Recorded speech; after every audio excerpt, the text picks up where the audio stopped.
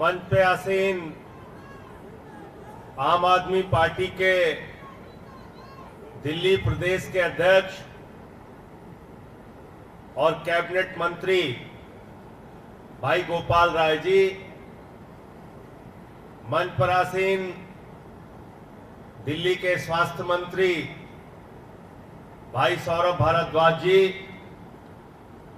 विधानसभा की उपाध्यक्ष राखी बिरलान जी, प्रदेश के उपाध्यक्ष राजेश गुप्ता जी, जितेंद्र तोमर जी, जरनैल सिंह जी, भाई ऋतुराज जी और कार्यक्रम का संचालन कर रहे हमारे साथी संजीव झा जी, सभी हमारे सम्मानित विधायकगण, पार्षदगण, और मैं सबसे ज्यादा बधाई देना चाहता हूं जो यहां अभी मंच पर आकर हिम्मत और साहस दिखाया बिहार के जितेंद्र कुमार ने, जो एक दुखी बेटी के दुखी पिता है। मैं चाहता हूं उनके साहस के लिए एक बार आप लोग जरूर ताली बजाइए कि उन्होंने इतनी हिम्मत की कि कम से कम आज इस जंतर मंतर के ऐतिहासिक स्थान पर आकर अपनी पीड़ा देश के प्रधानमंत्री को पहुंचाने का काम किया। आप सोचिए कितनी मुश्किल से दिन रात परिश्रम करके, मजदूरी करके, किसानी करके, खेती करके, ऑटो चला के, रेहड़ी की पटरी पर दुकान लगाकर एक आदमी अपने बच्चे को पढ़ाता है, सपना देखता है कि उसकी बेटी डॉक्टर बन जाएगी, उसका बेटा डॉक्टर बन जाएगा, समाज की सेवा भी करेगा और बुढ़ापे में हमारा सहारा बनेगा। मैं साथियों और दोस्तों, एक दिन पेट्रोल पंप पे अपनी गाड़ी में तेल भराने के लिए रुक गया। वहां पे पेट्रोल पंप का कर्मचारी मेरे पास आया और दुखी होकर कहने लगा, मेरी बेटी कहती है, वो वीडियो भी मैंने डाला था, मेरी बेटी कहती है पापा अब हम ये देश छोड़ के चले जाएंगे, कितनी मेहनत करें, कितनी परिश्रम करें, कितना सब कुछ करने के बावजूद ऐसा भ्रष्टाचार होता है, हमको तो उम्मीद नहीं है कि हमारा कभी दाखिला डॉक्टरी में हो पाएगा। ये एक पिता की पीड़ा है, ये एक बाप की पीड़ा है, ये एक कर्मचारी, एक मजदूर की पीड़ा है। आप सोचिए, ये नीट के भ्रष्टाचार को, इसके घोटाले को, इसके पेपर लीक को आप सुनेंगे तो आपके होश उड़ जाएंगे। साथियों, आप मुझे बताइए, 23,33,000 बच्चों ने इस नीट के एग्जाम में अपनी शामिल हुए। वो 23,33,000 बच्चों ने नीट का एग्जाम दिया और वो नीट का एग्जाम देने के पहले उन्होंने कोचिंग किया, परिश्रम किया, मेहनत किया, दिन रात पढ़ाई की, नीट का एग्जाम दिया। पूरे देश में कुल 1 लाख बच्चे प्राइवेट और सरकारी दोनों मिलाकर सेलेक्ट होते हैं डॉक्टरी की पढ़ाई के लिए। और आपको जान के हैरानी होगी, 67 बच्चों का 720 अंक आ गया। ये एग्जाम में घोटाला क्या है जरा समझ लेना।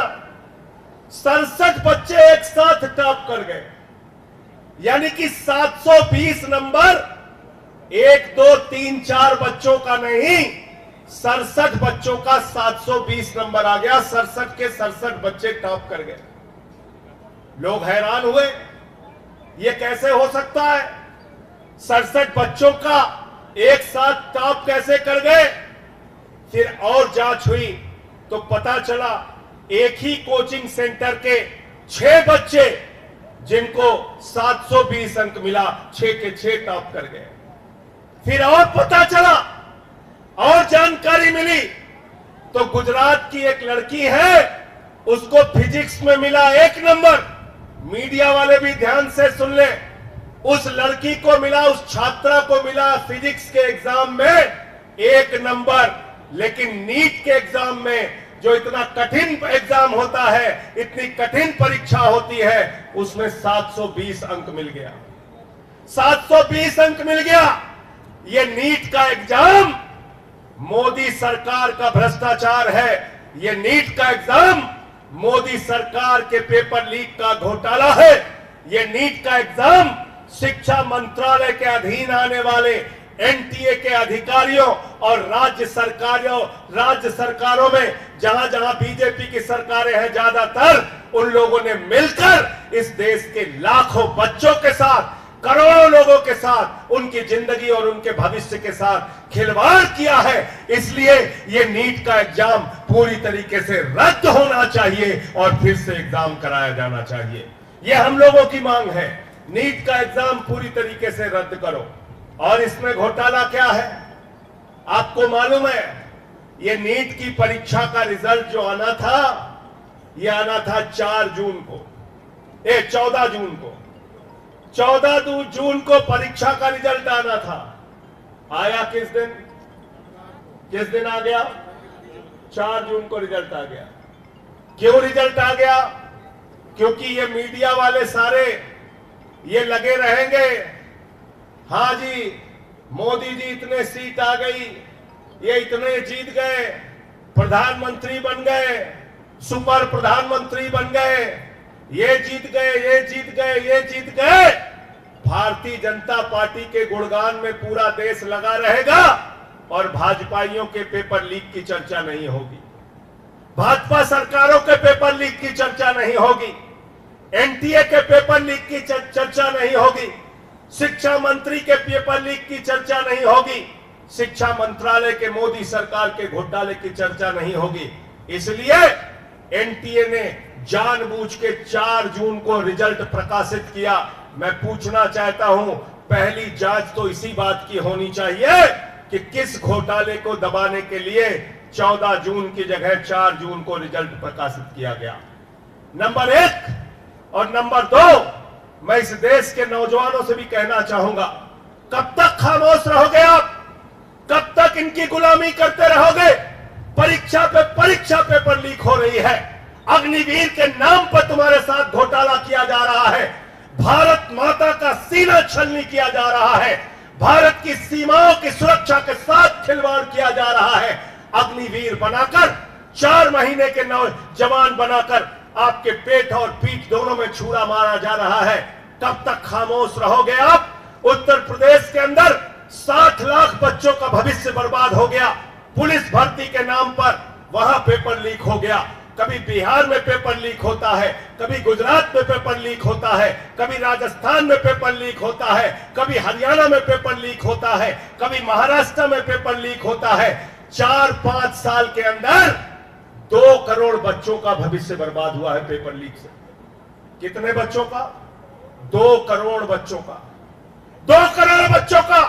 और अगर 5 आदमी का भी परिवार मान लीजिए तो करीब करीब 10 करोड़ लोग इससे प्रभावित हुए हैं। 10 करोड़ लोग प्रभावित हुए हैं। लेकिन हमारी संवेदनाएं शायद मर गई हैं। हमें शायद गुस्सा नहीं आता। जब भी चुनाव आता है, जाति के नाम पे, धर्म के नाम पे, क्षेत्र के नाम पे, भाषा के नाम पे हमें लड़ाया जाता है, हमारा वोट लिया जाता है, मोदी जी का गुणगान किया जाता है, लेकिन देश के नौजवानों की बात नहीं होती।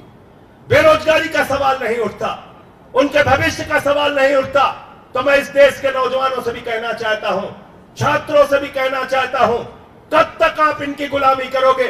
कब तक इनकी मानसिकता के पीछे जिंदाबाद लगाते रहोगे? उठाओ, आगे बढ़ो और अपनी आवाज को बुलंद करो। देश की सड़क पे हमने आपकी आवाज बुलंद की है। सदन 24 तारीख से शुरू होने जा रहा है, 27 तारीख से राज्यसभा शुरू होगी।